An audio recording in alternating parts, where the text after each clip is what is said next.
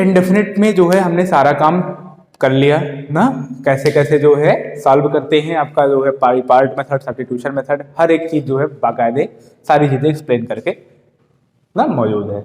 उसके बाद हमारा काम अगला काम है कि हम डेफिनेट इंटीग्रेशन को कैसे सॉल्व करते हैं। तो बिल्कुल अगर आपको इनडेफिनिट आता है तो डेफिनेट में ज्यादा कुछ प्रॉब्लम नहीं होने वाली है, सिंपल काम है। स्टार्टिंग का काम तो बिल्कुल सिंपल सा है कि जैसे आप इंडेफिनिट बस सॉल्व करते हो, मतलब जैसे सॉल्व करने का जैसे कोई इंटीग्रेशन है एफ ऑफ एक्स, उसको आपने इंटीग्रेट किया तो आ गया फाई ऑफ एक्स। अगर यही डेफिनेट होगा तो वो बताएगा कि कहां से कहां तक, मतलब जैसे मान लीजिए ए से बी तक अगर आपको इंटीग्रेट करना है तो कहां से कहां तक, ए से बी तक।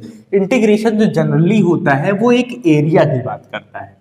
एरिया मतलब ऐसे जो है हमने बनाया, ये मान लीजिए कर्व है या ऑफ एक्स का ग्राफ है, अगर हमको ये x equal to a line है, x equal to b line है ना, और इसके बीच का पूरा एरिया चाहिए, इसके बीच का पूरा एरिया चाहिए। यहां हम बिल्कुल एक पतली सी स्ट्रिप जनरेट करेंगे, बिल्कुल पतली सी स्ट्रिप ना, एकदम बहुत ही इनफाइनाइटली स्मॉल स्ट्रिप, इसकी लेंथ बहुत ही छोटी सी है। तो इस किस एक्सिस पे है, इस पे है, तो हम इसको बोल दिया dx, बहुत ही छोटा सा dx। अब अगर इधर ऊपर देखिए तो ऊपर कर्व शेप है ना, और कर्व शेप के लिए तो आपने फार्मूला पढ़ा नहीं है कुछ, लेकिन अगर बहुत छोटे हिस्से को ध्यान दिया जाए, बहुत ही छोटा, जितना छोटा सोच सकते हैं उससे भी छोटा, बहुत छोटे हिस्से को ध्यान दिया जाए तो बिल्कुल लीनियर मिलेगा ना। जो कर्व होता है ब्रॉड लेवल पे देखने पे जो चीज कर्व शेप में थी वो चीज बिल्कुल एक लाइन के शेप में मिलेगी। तो लाइन के शेप में अगर मिलेगी तो वहां पे वैल्यू क्या होगी, एफ ऑफ एक्स होगी, ठीक है। और इससे चौड़ाई कितनी है स्ट्रिप की, dx है, तो लेंथ इनटू ब्रेड्थ कर देने से इस स्ट्रिप का एरिया आ जाएगा, और पूरा यहां से यहां तक कर देने से पूरे रीजन का एरिया आ जाएगा, ए से बी तक कर देने से पूरे रीजन का एरिया आ जाएगा। तो जो डेफिनेट इंटीग्रेशन है हमारा, इसका काम ही यही है कि ये क्या करता है, किसी को ए से बी तक इंटीग्रेट करता है, कहीं से कहीं तक इंटीग्रेट करेगा। अब उसमें अलग अलग तरीके की प्रॉपर्टीज आगे चल के हम पढ़ेंगे और बहुत सारी बातें होती है उनको डिस्कस करेंगे। लेकिन जो इनिशियल काम है, जैसे किसी एफ ऑफ एक्स का इंटीग्रेशन अगर आ रहा है क्या, फाई ऑफ एक्स, तो इसका मतलब हो रहा है कि फाई ऑफ एक्स पे लोअर वैल्यू ए और upper value b, lower value a upper value b in the sense कि आप बी रखेंगे तो आएगा phi of b minus phi of ए।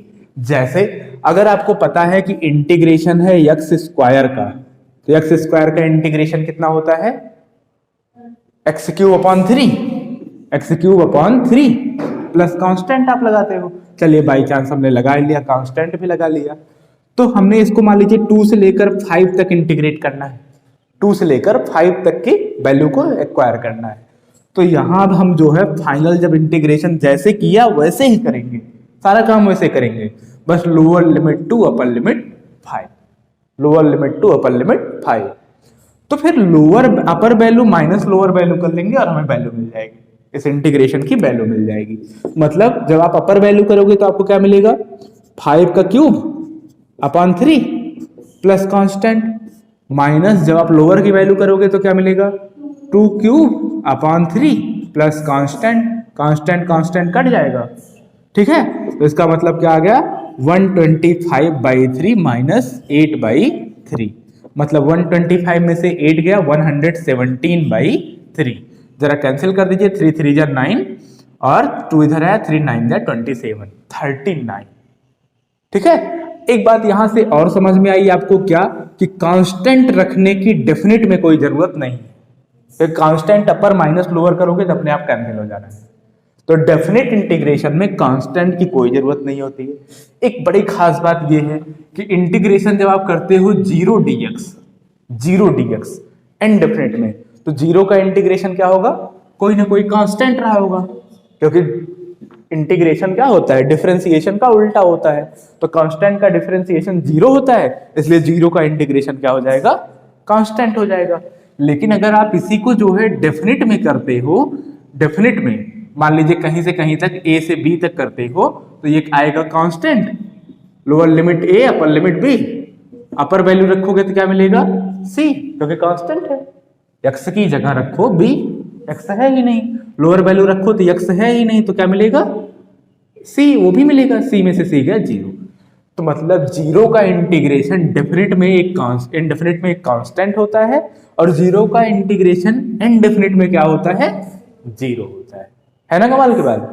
तो आप ये जान लीजिए कि डेफिनेट इंटीग्रेशन करते टाइम कांस्टेंट की कोई आवश्यकता नहीं है, और इनडेफिनिट में कांस्टेंट कंपलसरी है, क्योंकि कांस्टेंट इसलिए रखना पड़ता है कि हो सकता है उसका डिफरेंशिएशन 0 हो गया हो ना, कहीं कांस्टेंट आया रहा हो तो डिफरेंशिएशन 0 है, तो सेफ्टी के लिए हम रख लेते थे, लेकिन अब यहाँ डेफिनेट में नहीं रखना है।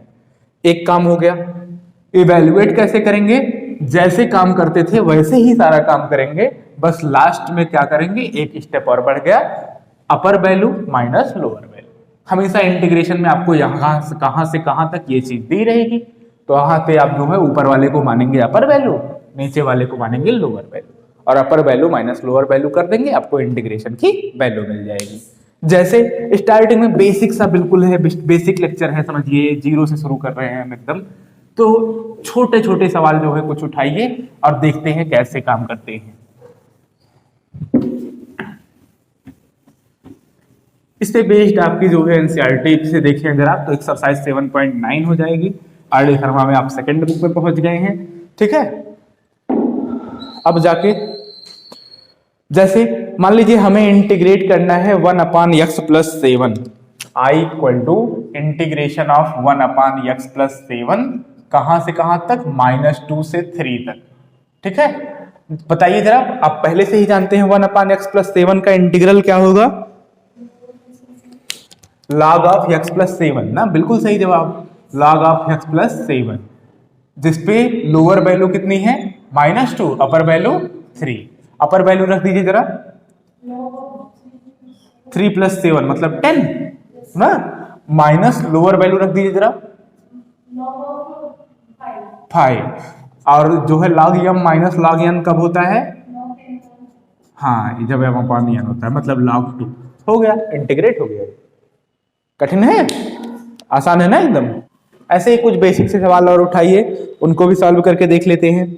जैसे आपका सारा काम वही पुराना वाला है, इंटीग्रेट करना है i equal to integration of कहां से कहां तक, 1 से लेकर 2 तक, 1 से लेकर 2 तक 1/√x - 1 √x - 2 dx, ठीक है। √2 - x दिया है, चलिए 2 - x रहने दीजिए dx। ऐसे टाइप के इंटीग्रेशन को आप कैसे सॉल्व करते थे, याद है कुछ?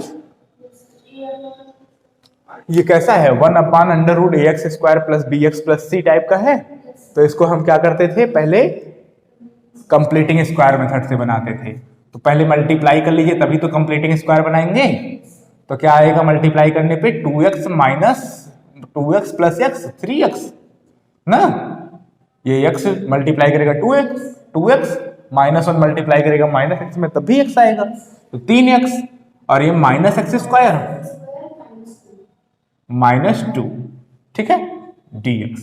इसको जरा मेथड ऑफ कंप्लीटिंग स्क्वायर से सेट कीजिए, 1/√, माइनस कॉमन ले लिया, x² - 3x -2 पड़ा रहने दीजिए dx। चलिए 1 से 2, 1/√, minus common, x² - 3x, 2 into x समझिए, इसको कितना रख दें, 3/2 रख दें, मतलब प्लस करना पड़ेगा 9/4 को, b² जहां हमने b की रखा, ये काम तो हमने बहुत टाइम से करते आए हैं ना, -2, ठीक है, dx। यहां से लेकर यहां तक का माजरा क्या हो गया, x - 3/2 का होल स्क्वायर, और ये माइनस माइनस प्लस 9/4, प्लस 9/4 से में से -2 होगा तो क्या आ जाएगा, 1/4, 9/4 में से -2 होगा तो क्या आ जाएगा, 1/4 ना, तो उसको पहले लिख लेते हैं, √1/4 मतलब 1/2 का स्क्वायर माइनस x - 3/2 का होल स्क्वायर dx। कैसा है, a² - x² है, a² - x², a² - x² के टाइम पे आप क्या करते थे, साइन इनवर्स x/a ना, तो साइन इनवर्स x - 3/2 / 1/2, ना, lower limit 1 upper limit 2। Upper limit जरा रख दीजिए, अपर लिमिट रख दीजिए, क्या मिलेगा, हाँ 2 में से 3/2 जाएगा तो क्या आएगा 1/2, 1/2 अपान 1/2 मतलब 1। लोअर लिमिट रख दीजिए जरा, -1/2 अपान 1/2 मतलब साइन इनवर्स ऑफ -1। 1 होता है π/2 पे और -1 होता है -π/2 पे, माइनस माइनस हो जाएगा प्लस, कितना आ जाएगा पाई, -π/2 प्लस π/2 तो पाई। ठीक है, सारे फॉर्म्स यहां जो है एक साथ यूज होते हैं, ध्यान दीजिएगा। जैसे अभी हमारे पास आ गया integration i equal to integration e से लेकर e स्क्वायर तक 1 upon log x minus 1 upon log x का स्क्वायर dx। चलिए कुछ काम करते हैं। हमने माना कि we put log x equal to t, बड़ा अच्छा क्वेश्चन है, log x इक्वल टू टी, पुराना भी है, ये भी ध्यान दीजिएगा। log x की जगह अगर t पुट कर दूं तो क्या हो जाएगा, मतलब x इक्वल टू log इधर आएगा एक्सपोनेंशियल बन जाएगा e to the power t, log और एक्सपोनेंशियल एक दूसरे के इनवर्स होते हैं। डिफरेंशिएट कर दीजिए, dx equal to e to the power t dt। एक बात और चलिए लिमिट चेंज करना भी तुरंत सीख लीजिए। अगर x की वैल्यू e ना, if x equal to e, तो लिमिट चेंज करने से फिर आपको वेरिएबल नहीं चेंज करना पड़ेगा। चलिए लिमिट चेंज करना बाद में बताते हैं, पहले यही देखिए। लिमिट जैसी है वैसे ही रखिए। मान लीजिए कुछ देर के लिए लिमिट नहीं रखते हैं, छोड़िए ना, लास्ट में हम फिर से, क्योंकि ये जो लिमिट दी गई है किसके लिए दी गई है, x के लिए दी गई है, और आपने काम किस में कर लिया है, t में बना लिया है। तो आपको dx की जगह आया है e to the power t dt, और 1 अपान log x मतलब 1 upon t minus 1 upon t square dt। इस टाइप का आपने पढ़ा है, e to the power x f of x plus f dash of x, पढ़ा है फॉर्म। तो क्या 1 अपान t का differentiation minus 1 upon t square है, तो इसका मतलब इसका इंटीग्रेशन क्या हो जाएगा, e to the power t 1 upon t ना, e to the power t 1 upon t, t की वैल्यू रख दीजिए, हाँ e to the power log x, सीधे e to the power x, t का मतलब x हो जाएगा ना, और t मतलब log x, x अपान log x। अब आप लिमिट रख दीजिए, लोअर लिमिट कितनी थी e, अपर लिमिट कितनी थी e स्क्वायर। ठीक है, अपर लिमिट रखिए, क्या आ जाएगा e square upon log of e square, lower limit रखिए e upon log of e। ठीक है, यहां से आ जाएगा e square log m to the power n, power आगे आता है, log e की value 1 minus e log e की वैल्यू 1, तो कुल मिला के ये क्या आ गया, हाँ e स्क्वायर अपान 2 माइनस e। ठीक है, मतलब चाहो तो आप जो है e अपान 2 कॉमन ले लो, तो क्या आ जाएगा 2 ना, 2 अपन कॉमन ले लो। तो ठीक है, ये बेसिक कॉन्सेप्ट है किसका, इंटीग्रेशन, डेफिनेट इंटीग्रेशन का। तो डेफिनेट इंटीग्रेशन के और सारे क्वेश्चन कीजिए, जो भी ना आता हो आप जो है हमको पूछिए ना, फिर उसके बाद जो है ताकि बातें आगे और सुचारू रूप से बढ़ सके। ठीक है, आप थोड़ा प्रैक्टिस कीजिए। अगर आपको इनडेफिनिट अच्छे से आता है तो डेफिनेट में करना ही कुछ नहीं है, क्या करना है, सिर्फ लिमिट की वैल्यू रखनी है ना, ये तो काम करना है। अब डेफिनेट इसके लिए पूरा आना चाहिए, पूरा अगर इनडेफिनिट आपको आ रहा है तभी आप इंटीग्रेट कर पाओगे, क्योंकि यहाँ अलग अलग चीजें तो चल नहीं रही हैं कि ये पार्शियल फ्रैक्शन है, ये वो है। आपके सामने रैंडमली ऐसे सवाल आएगा और आपको जानना पड़ेगा कि हम इसको क्या करें, क्या बुद्धि लगाएं, सब्स्टिट्यूशन से सॉल्व कर लें कि पार्शियल फ्रैक्शन से सॉल्व कर लें कि कैसे सॉल्व कर लें ना। तो आप इसमें थोड़ा सा दिमाग खपाइए अपना,